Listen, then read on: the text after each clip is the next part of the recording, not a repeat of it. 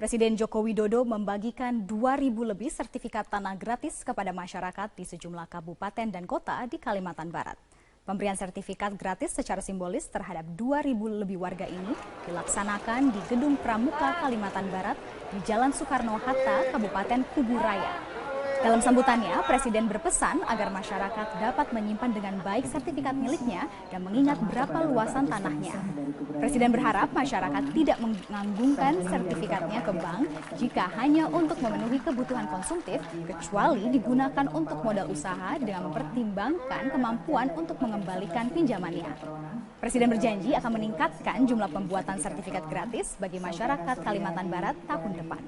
Dalam kesempatan ini, Presiden juga menyerahkan makanan tambahan kepada 200 balita dan 200 ibu hamil dan 100 lanjut usia. Selanjutnya Bapak Hermanto dari Kabupaten Landak, Bapak Yunir dari Kabupaten Ketapang, dan terakhir Bapak Wan Ibrahim. Inilah headline pukul 5 waktu Indonesia Barat. Pemirsa, di sela-sela kunjungan kerja di Kota Palangkaraya, Kalimantan Tengah, Presiden Joko Widodo yang didampingi putranya Kaisang Pangarep menyempatkan diri mengunjungi pusat pertokoan di Kota Palangkaraya pada Selasa malam.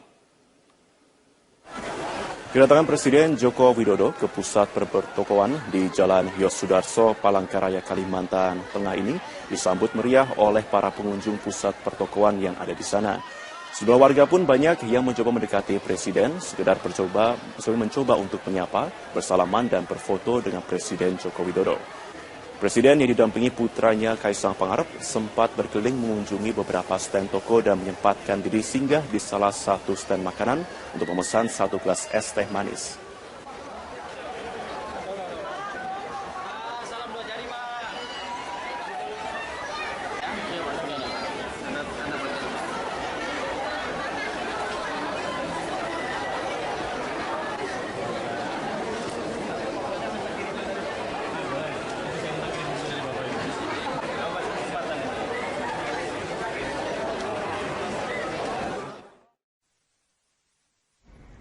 Di sela kegiatan puncak Hari Kesetiakawanan Sosial Nasional, Presiden Joko Widodo mengunjungi pusat perbelanjaan Hypermart di Palangkaraya, Kalimantan Tengah.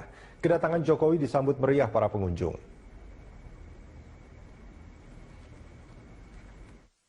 Presiden Joko Widodo mengunjungi gerai Hypermart di Palangkaraya setelah melakukan kegiatan di Kabupaten Pulang Pisau bersama para menteri dan pejabat di Provinsi Kalimantan Tengah. Kedatangan Joko Widodo ini mengejutkan warga yang sedang berkunjung di gerai Hypermart yang terletak di pusat belanja Megatop Trade Center. Kehadiran Jokowi disambut gembira para karyawan dan pengunjung. Dalam kesempatan tersebut, Jokowi memuji kualitas dan daya saing produk lokal Kalimantan Tengah. Jokowi pun membeli sejumlah produk lokal seperti kerupuk amplang dan jambu kluk. Ini belanja amplang ikan Gubernur. Ini kan asli di sini, ya kan? Mana Pak? Diurutin Pak juga Pak. Kemudian beli apa lagi tadi? Sisa yang satunya juga sama. Ini juga juga tenggiri juga, steak tenggiri juga. Ini asli di sini. Saya lihat juga kemasannya bagus. Ini sangat baik. Bisa jadi ekonomi Pak. Ini yang asli-asli saya ingin lihat yang lokal-lokal kok, jambu-jambu seperti ini. Ini lokal nih, dan bagus sekali, kualitasnya bagus.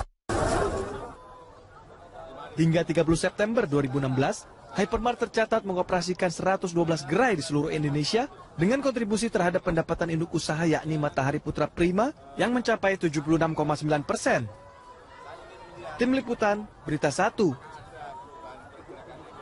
Di sela kegiatan puncak Hari Kesetiakawanan Sosial Nasional, Presiden Joko Widodo mengunjungi pusat perbelanjaan Hypermart di Palangkaraya, Kalimantan Tengah. Kedatangan Jokowi disambut meriah para pengunjung. Presiden mengunjungi Hypermart di Palangkaraya setelah melakukan kegiatan di Kabupaten Pulang Pisau bersama para menteri dan pejabat di Provinsi Kalimantan Tengah. Kedatangan Joko Widodo mengejutkan warga yang sedang berkunjung ke pusat perbelanjaan. Karena selama ini tak pernah ada presiden yang jalan-jalan pada malam hari di pusat keramaian. Kehadiran Presiden Jokowi di Hypermart Palangkaraya disambut gembira para karyawan dan pengunjung. Selain hendak memantau geliat ekonomi, Presiden juga belanja produk lokal Kalteng seperti guava, jambu klutuk, dan amplang ikan tenggiri.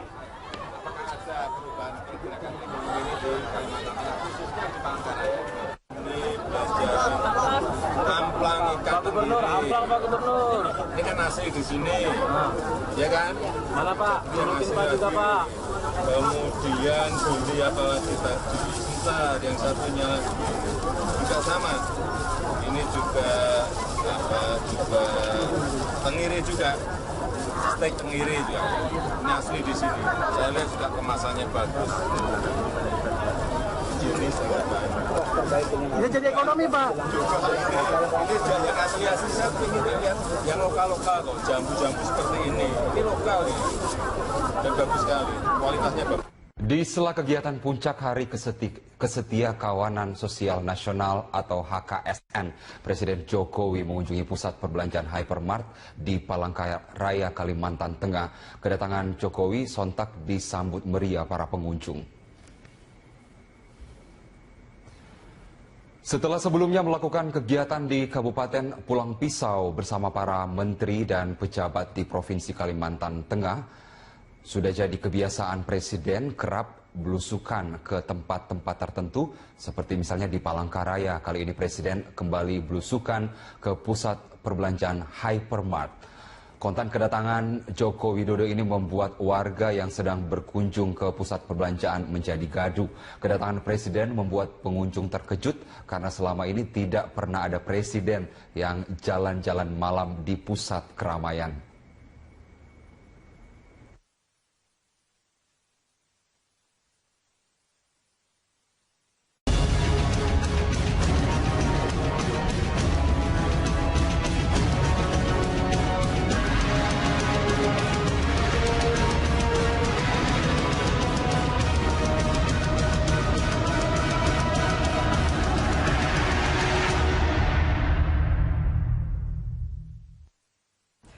Kapolri Jenderal Tito Karnavian menerbitkan surat yang ditujukan ke jajaran Polda di seluruh Indonesia. Tito meminta agar penggeledahan atau penyitaan di lingkungan kepolisian harus seizin Kapolri. Surat edaran tersebut berbunyi, apabila ada tindakan hukum geledah, sita, dan masuk di dalam ruangan Mako Polri oleh penegak hukum, KPK, Kejaksaan, Pengadilan, agar melalui izin Kapolri, melalui Kadif Propam Polri di tingkat Mabes Polri dan Kapolda serta Kabid Propam di tingkat Polda. Dan pemirsa, untuk mengelaborasi maksud dari surat edaran Kapolri tersebut telah hadir di studio mantan pimpinan KPK Haryono Umar dan peneliti ICW Emerson Yunto. Dan juga nanti akan bergabung bersama kami Kabak Penum Mabes Polri Kombes Martinus Sitompo dari Mabes Polri.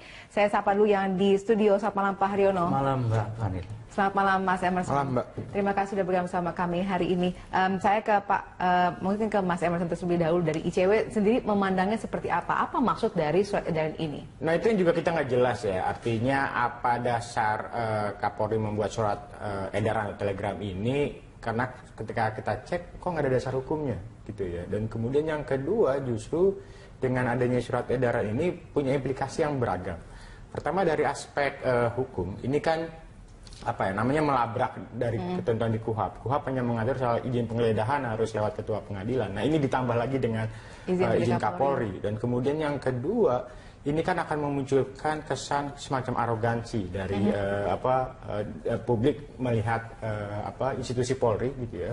Walaupun sebelumnya publik memberikan penilaian yang cukup positif buat Polri ketika penanganan kasus 212, 411, kemudian juga penanganan kasus terorisme dan juga terakhir misalnya penanganan kasus korupsi yang melibatkan internal Polri, Broto Seno gitu, AKBP Broto Seno, publik memberikan apresiasi yang cukup kuat. Nah, tapi ketika muncul telegram ini, kesan bahwa citra positif Polri itu justru akan tergerus gitu ya. Nah, di tempat yang lain tadi ada konsekuensi hukum yang lain, misalnya ini kalau diteruskan kita agak khawatir ini akan jadi presiden ya. Artinya institusi yang lain jangan-jangan akan melakukan hal yang serupa.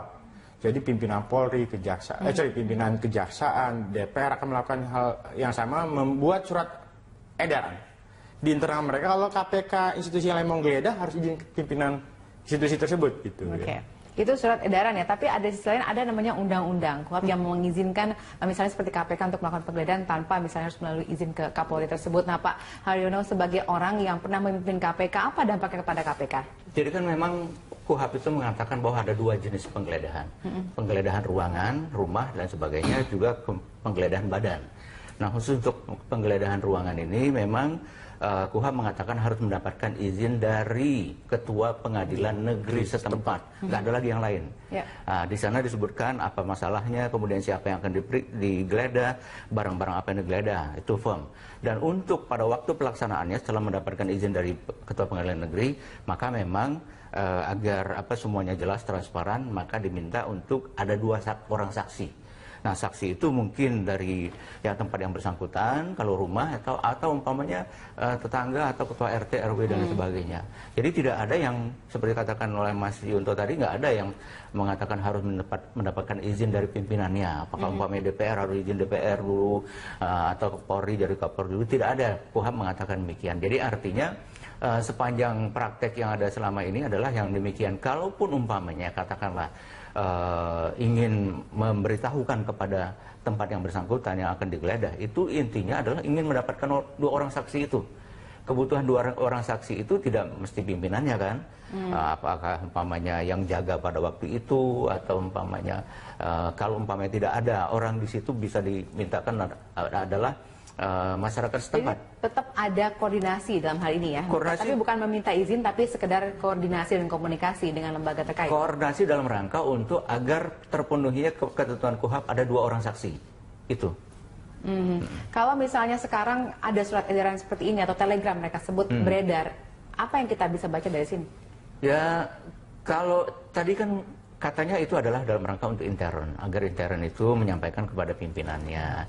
Kalau memang hanya dalam rangka itu, ya artinya bukan menjadi tugasnya dari penegak hukum seperti KPK maupun kejaksaan untuk melapor, untuk meminta izin, bukan itu. Tapi adalah anak buahnya sendiri yang akan dilakukan penggeledahan itu, melaporkan kepada pimpinannya bahwa akan ada penggeledahan oleh KPK, oleh kejaksaan atau pengadilan untuk itu. Jadi hanya dalam rangka itu saja. Jadi tidak mengatur pihak-pihak eksternal. Oke, tampaknya Pak Haryono memandangnya lebih lunak dibandingkan dengan ICW ya. Maksudnya ya karena memang yang di surat telegram itu kan jelas ya, kalau kita baca di sini itu sekali lagi harus melalui izin Kapolri. Jadi bahasanya sebenarnya saya juga takutnya begini, ini ada salah tafsir gitu ya, antara pernyataan dari Kapolri kemudian diterjemahkan oleh Kadif Propam. Sebenarnya kan kalau dilihat dari beberapa pemberitaan media, sebenarnya maksudnya dari Kapolri adalah memberitahukan. Jadi bawahan, atau misalnya anggota Polri yang memberikan yang sedang diproses memberitahukan kepada atasannya. Nah, bayangan saya adalah itu bukan izin tapi memberitahukan. Dan kemudian institusi lain di luar Polri yang melakukan proses pemeriksaan, paling tidak ya lagi mungkin pemberitahuan, kalau bahasa Jawa kulunun, atau koordinasi yang pada intinya itu tidak melalui mekanisme izin. Apalagi misalnya kalau di KPK sendiri kan di pasal 42 KPK itu jelas menyebutkan bahwa KPK ketika melakukan proses-proses pemeriksaan terhadap tersangka itu tidak terbentur prosedur soal perizinan. Jadi nggak ada harus izin seperti izin misalnya memeriksa gubernur izin presiden kah atau menteri harus izin presiden kah. Karena kalau ditolak izinnya berarti tidak bisa dilakukan. Nah, yang menjadi persoalan juga adalah di surat telegram ini nggak jelas nih berapa lama waktu untuk minta izin. Nah, pertanyaan juga kalau izin nggak diberikan, apakah proses bisa dilakukan? Ini nggak jelas gitu. Tuh Pak, kalau misalnya kita lihat seperti itu, apakah kemudian berarti ini ada semacam pembatasan gerak KPK? Karena begini, kadang-kadang begini. Begitu dikatakanlah apakah OTT, apakah ditetapkan tersangka, itu prosesnya cepat sekali itu. Agar jangan sampai ada penghilangan bukti segala macam. Biasanya itu memang dilakukan dengan cara yang sangat singkat, sehingga tidak sempat berbenah-benah. Kalau umpamanya perlu izin, nah sekali lagi nih, kalau izin dari atasannya, nah bisa diberikan apakah besok, apa lusa, kan udah keburu benah-benah dulu. Jadi artinya kalaupun ini itu mengatur internal mereka saja. KPK maupun yang lain-lain tidak perlu meminta izin, tapi mengatakan mengetok pintu mengatakan bahwa kami berdasarkan surat tugas, kami sudah mendapatkan izin dari pengadilan negeri, kami akan melakukan penggeledahan. Itu saja yang penting disaksikan, apakah dari pihak kepolisian sendiri yang menyaksikan atau pihak lain, silakan saja, monggo-monggo saja. Tapi artinya bahwa pengertian yang dikatakan izin tadi itu tidak berlaku untuk institusi lain seperti KPK, karena itu tadi khawatirnya ini ditafsirkan ada akan mengaburkan atau menghalangi upaya untuk membuat terang suatu permasalahan. Oke, baik. Kita masih akan membahas mengenai dampak dari Telegram ini kepada pemberantasan korupsi di Indonesia. Kami akan kembali sejenak berikut ini, pemirsa.